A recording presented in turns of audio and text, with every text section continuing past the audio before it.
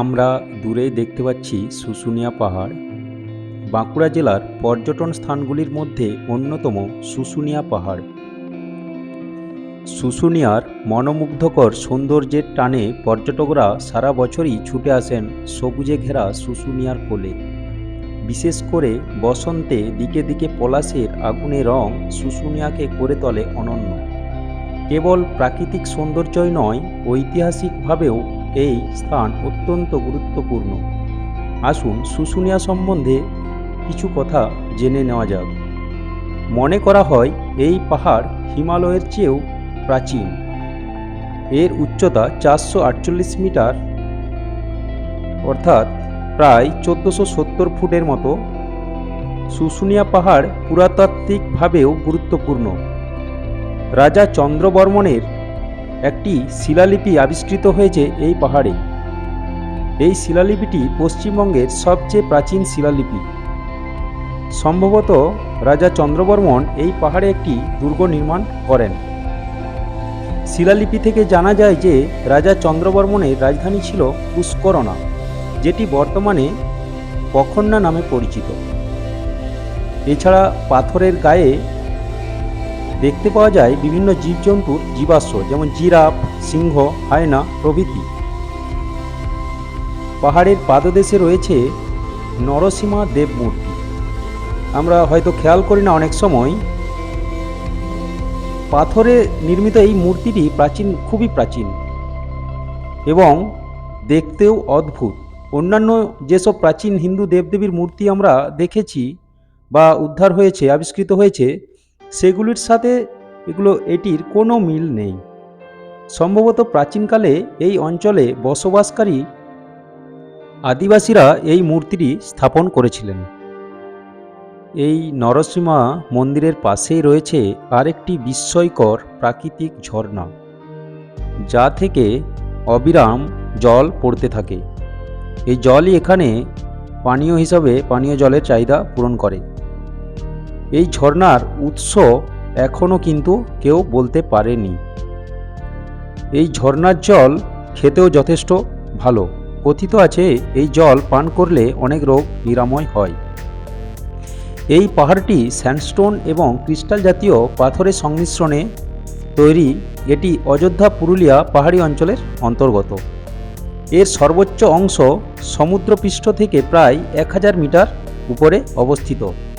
আমরা জানি শুশুনিয়ার ডোকরা শিল্প খুবই বিখ্যাত। এখানে পাথর খোদাই করে নানা রকম মূর্তি, থালা এগুলো তৈরি করা হয়। খুবই আকর্ষণীয় এগুলো। আমরা এখন প্রথম চূড়ার দিকে এগিয়ে চলেছি। প্রথম চূড়ার পরে রয়েছে দ্বিতীয় চূড়া, যেটি টপ, পাহাড়ের টপ। সেখানেও আমরা যাব। তো প্রথম দিকে হাঁটার সময় একটু কষ্ট হচ্ছে, 10 মিনিটের মতো হাঁসফাঁস করাবে, কিন্তু ওটা ধীরে ধীরে ঠিক হয়ে যাবে।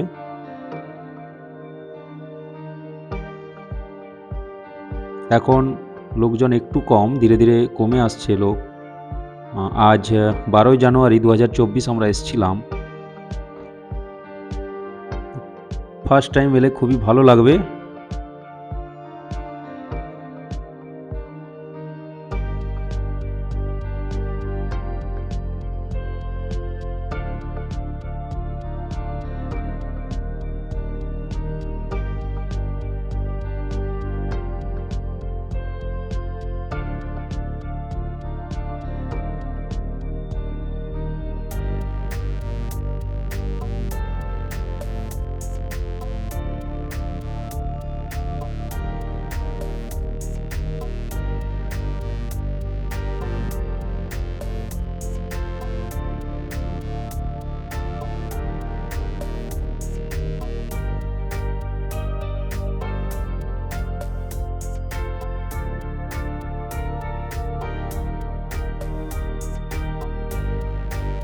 আর কিছুটা রয়েছে প্রথম চূড়াতে পৌঁছাতে।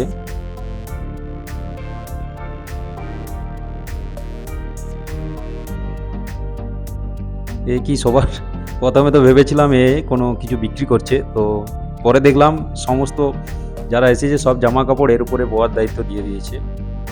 সত্যি অবাক করা ব্যাপার। আমরা এগিয়ে চলেছি ধীরে ধীরে। কুকুরটা উঠেছিল, ও নেমে আসছে। কেন উঠেছিল জানি না, কী কারণে। হয়তো মানুষ দেখে ওরও ভালো লেগেছে তাই গিয়েছিল। এটা প্রথম চূড়া, আমরা প্রথম চূড়া থেকে দেখছি ভিউটা।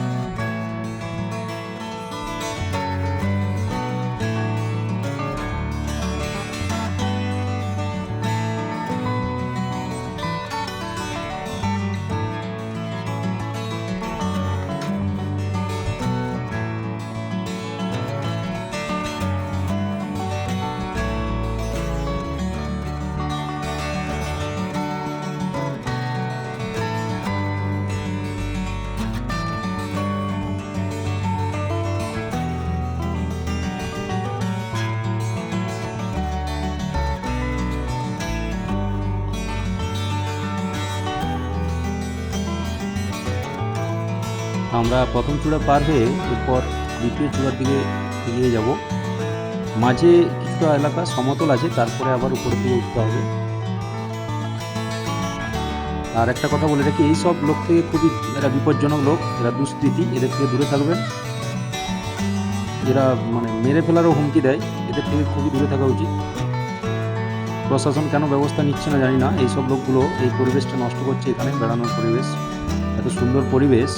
এই কয়েকটা দুষ্কৃতির জন্য এরা টিম করে উঠে আসে, 15-20 জনের টিম আছে এদের, সর্বশান্ত করে দেবে। এদের কাছে না দাঁড়ানোই ভালো। এখানে অনেক স্মৃতি রেখে গেছে অনেকে, দেখতেই পাচ্ছি। কার্তিক, তারাপদ, ইন্দাস, পুরবী, বামুনারি, উৎপল, সব লেখা আছে।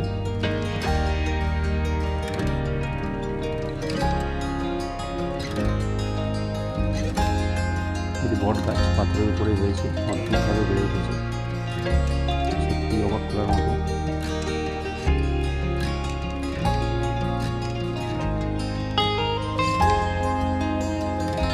দূরের পুকুরগুলো খুবই ছোট ছোট দেখাচ্ছে, ধোঁয়া ধোঁয়া।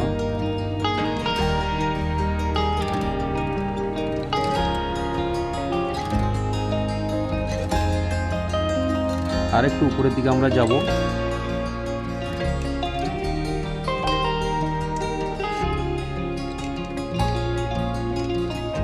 এখানে অনেক অচেনা গাছ, নাম না জানা গাছ রয়েছে, আমরা ঠিক জানি না নামগুলো। পলাশ গাছ তো আছে, পলাশ, শাল।